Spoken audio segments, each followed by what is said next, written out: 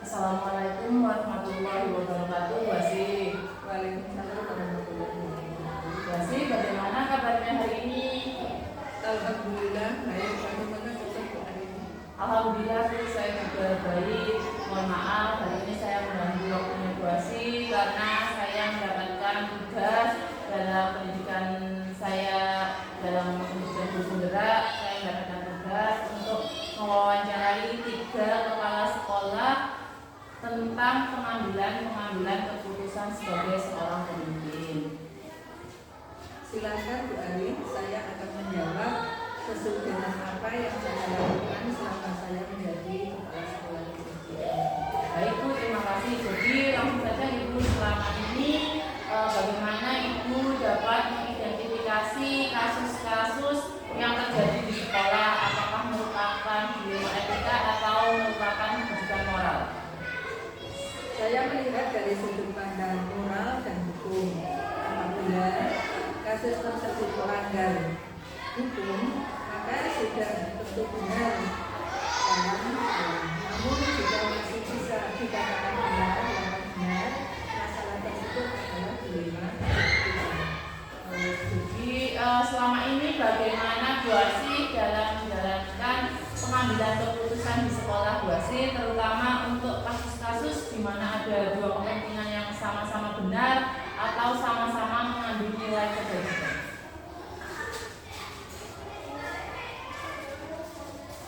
Selama ini saya melakukan identifikasi kasus terlebih dahulu dari berbagai sudut pandang.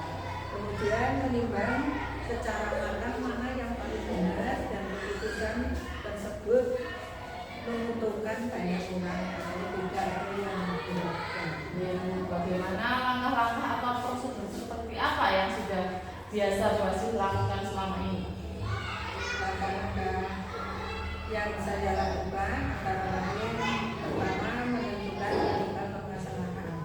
Yang kedua menentukan siapa yang terlibat.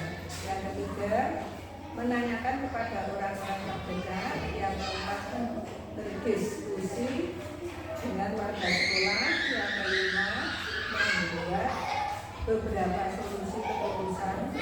Yang keenam menimbang lagi dari berbagai sudut pandang sebelum memutuskan atau mengambil solusi. Lalu hal-hal apa saja yang selama ini Bu Wasi anggap efektif dalam pengambilan keputusan pada kasus-kasus dilema etika tersebut? Saya melakukan analisis kasus, kemudian menemukan solusinya menyesuaikan dengan peraturan dan norma yang berlaku, serta mengedepankan kepentingan umum. Solusi tersebut bermanfaat bagi banyak orang dan secara jangka panjang. Lalu hal-hal apa saja yang selama ini merupakan tantangan Bu Wasi dalam mengambil keputusan pada kasus-kasus dilema etika?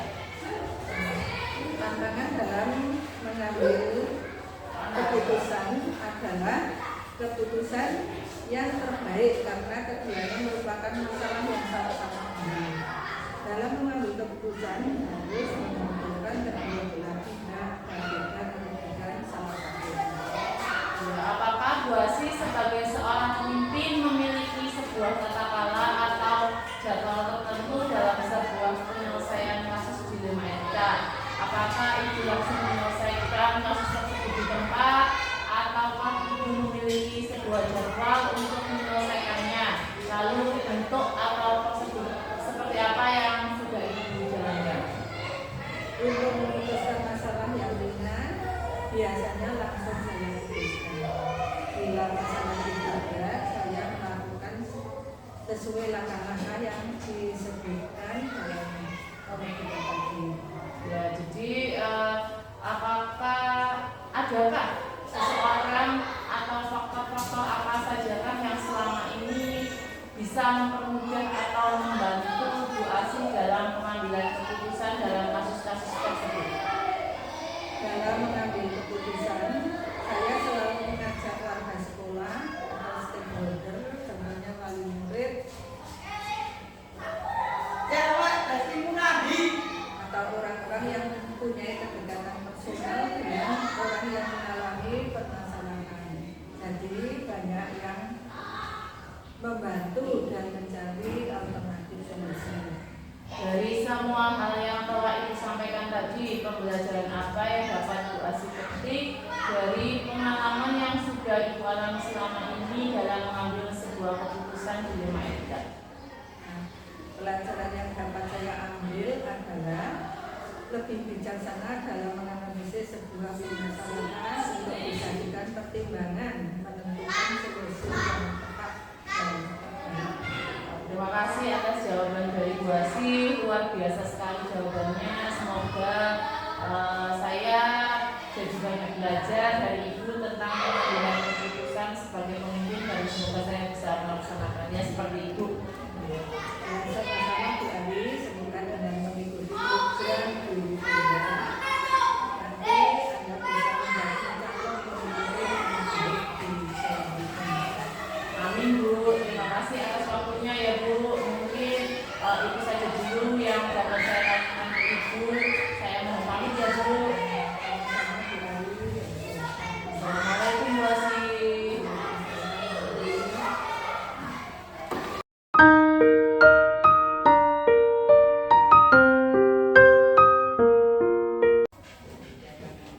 Assalamualaikum warahmatullahi wabarakatuh. Putri,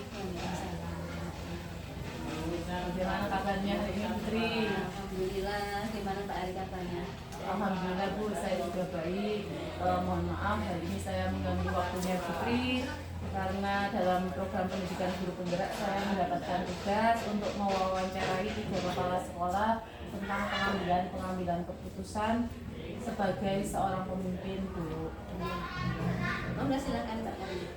Terima kasih atas waktunya Bu. Jadi langsung saja, bagaimana selama ini Ibu dapat mengidentifikasi kasus-kasus yang terjadi di sekolah? Apakah merupakan dilema etika atau rujukan moral? Saya melihat dari sudut pandang moral atau sampai hukum. Apabila kasus itu termasuk melanggar hukum, maka sudah tentu benar. Namun jika masih benar lawan benar, masalah tersebut adalah dilema etika. Selama ini bagaimana Putri menjalankan pengambilan keputusan di sekolah Putri, terutama untuk kasus-kasus di mana ada 2 kepentingan yang sama-sama benar atau sama-sama mengandung nilai kebajikan? Saya melakukan kasus dari berbagai sudut pandang, kemudian menimbulkan setelah itu saya putuskan. Atau prosedur seperti apa yang sudah biasa Putri lakukan selama ini? Langkah-langkah yang saya lakukan pertama ya mencari penyebabnya dulu, kemudian siapa yang terlibat, kemudian menanyakan orang-orang yang terdekat, kemudian mendiskusikan dengan orang-orang tersebut, diskusikan bagaimana solusinya.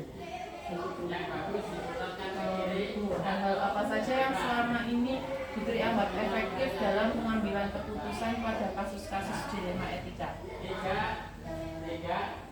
Yang saya lakukan ya menganalisis proses yang salahnya, kemudian mencari solusinya. Hal apa saja sih yang selama ini menjadi tantangan Putri dalam pengambilan keputusan pada kasus-kasus dilema etika? Tantangan Tantangan yang saya ambil yaitu adalah mencari keputusan yang terbaik. karena kadang ada masalah yang sama-sama benar ya Bu, jadi pihaknya itu. Iya, Ya. tidak ada yang Iya betul Bu. Apakah selama Putri sebagai pemimpin memiliki sebuah tata krala atau jadwal tertentu dalam sebuah penyelesaian kasus dilema etika? Apakah Putri langsung menyelesaikan masalah tersebut di tempat ataukah memiliki sebuah jadwal untuk menyelesaikannya? Lalu bentuk atau prosedur seperti apa yang sudah Putri jalankan? tata waktu saya tidak punya, karena itu kan tidak setiap hari, tidak istilahnya tidak dijadwal. Jadi kalau di situ ada masalah, lalu saya bergerak untuk itu solusinya saya pertimbangkan dulu, mencari solusi, mencari saya identifikasi dulu, kemudian saya rembuk dengan teman-teman, mungkin melibatkan stakeholder dan sebagainya, kemudian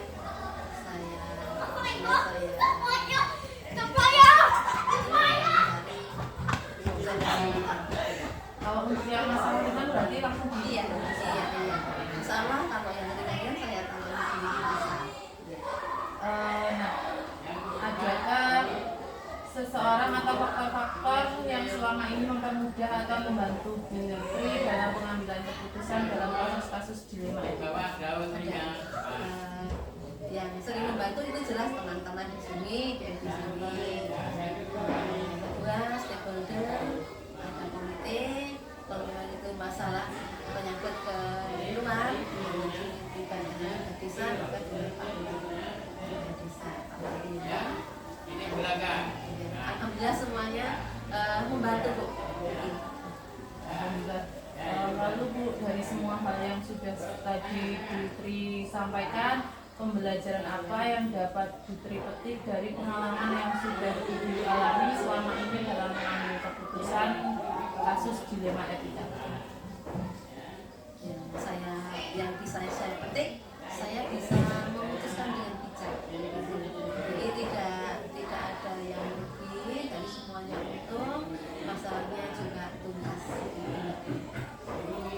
Terima kasih atas jawabannya dari Putri, luar biasa sekali dalam mengambil sebuah keputusan. Saya jadi banyak belajar dari Putri tentang pengambilan keputusan sebagai seorang pemimpin. Ada kekurangannya kami minta maaf yang sebesar-besarnya. Semoga Mbak Ari nanti yang lebih hebat. Amin Bu, terima kasih ya Bu atas waktunya. Mungkin hanya itu saja yang saya tanyakan saat ini. Saya mohon pamit ya Bu. Terima kasih. Assalamualaikum Putri.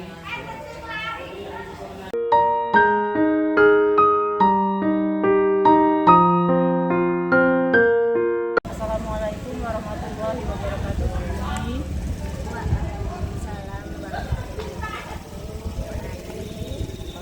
Bagaimana kabarnya hari ini Bu Yuni?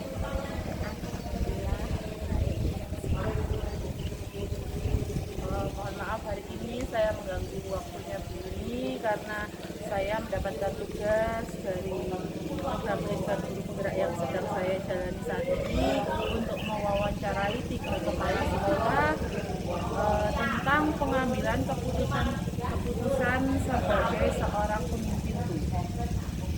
Silahkan Bu Ari, nanti saya akan menjawabnya sesuai apa yang saya laksanakan di sekolah dan sesuai kebutuhan. Terima kasih sekali ya Bu. Langsung saja ya Bu. Jadi selama ini bagaimana Bu Yuni dapat mengidentifikasi kasus-kasus yang terjadi di sekolah Ibu? Apakah hal tersebut merupakan dilema etika atau merupakan bukan moral? Untuk menangani atau menghadapi kasus di sekolah saya itu saya biasanya kan mengidentifikasi dulu itu termasuk dalam kasus apa, dalam kasus moral atau hukum atau sosial. Saya identifikasi dulu, terus nanti saya akan lanjut mencari pokok permasalahan. Iya Bu. Jadi itu mencari apakah permasalahan itu benar atau salah, benar lawan salah atau benar lawan benar gitu. Ya. Lalu selama ini bagaimana Bu Yuni menjalankan pengambilan keputusan di sekolah Bu Yuni, terutama untuk kasus-kasus di mana ada dua kepentingan yang sama-sama benar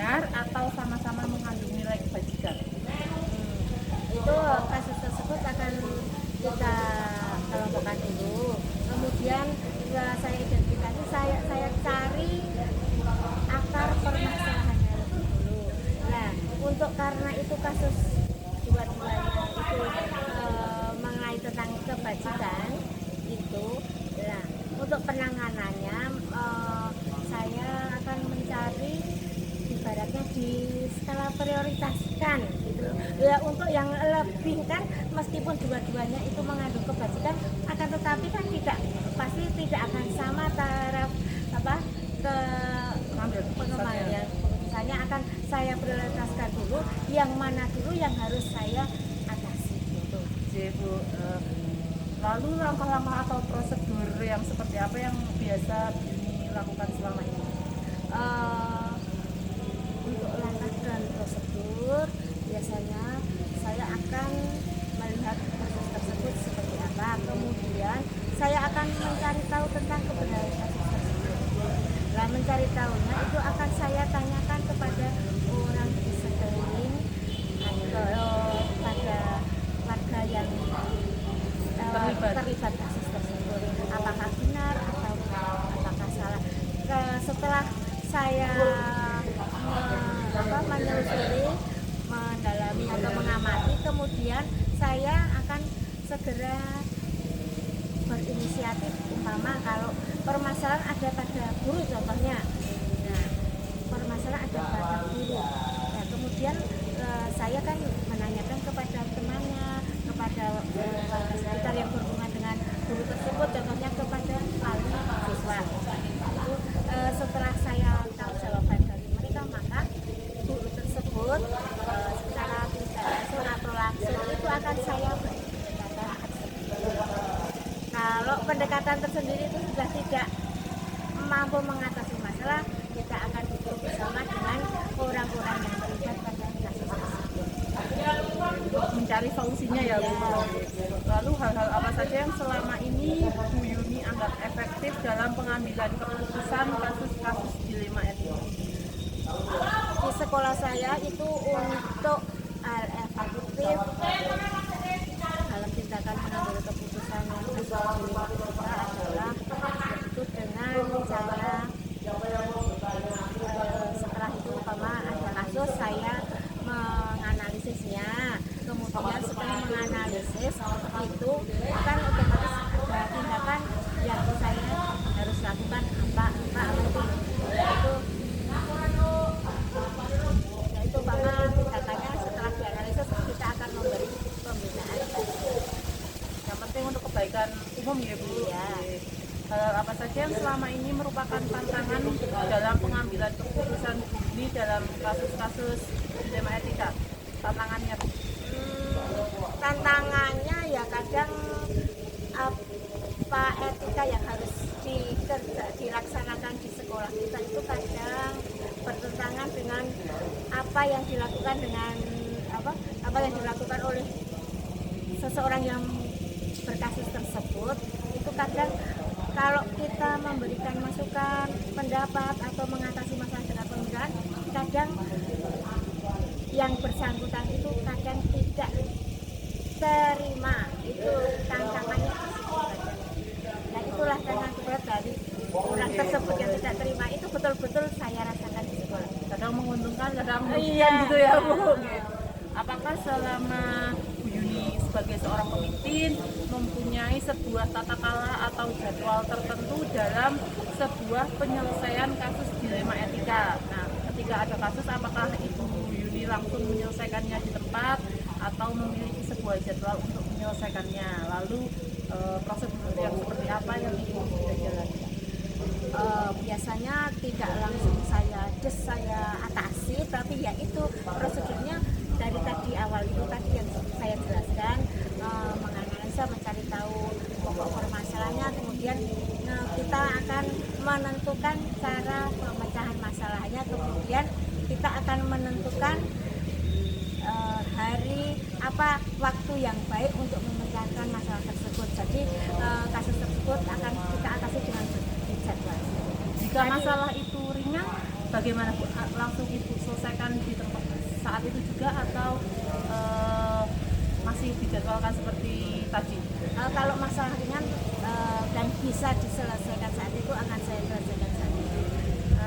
Ketika Ibu mengambil keputusan tersebut, adakah seseorang